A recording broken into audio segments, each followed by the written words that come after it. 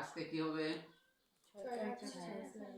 6 কাট ছায়া সেলাই হবে। তাহলে আগে কাটতে হবে।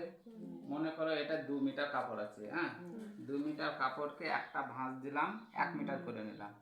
1 মিটার করে নেওয়ার পরে এখান থেকে এই পর্যন্ত 4 ইঞ্চি, এখান থেকে 4 ইঞ্চি নিয়ে সোজা একটা দাগ কেটে নেব।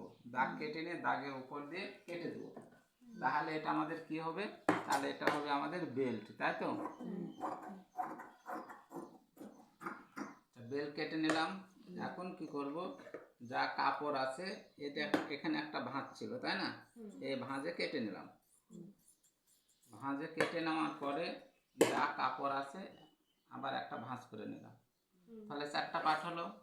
ভাঁজ করার পরে এখন কি করব? তোমার এই ভাঁজের দিক থেকে এখান থেকে 4.5 অথবা 5, এখানে যা হবে এখান থেকে এই পর্যন্ত আরো হাফ ইঞ্চি বেশি নেওয়ার পরে একটা দাগ দিয়ে এই দাগের উপর দিয়ে কেটে নিব।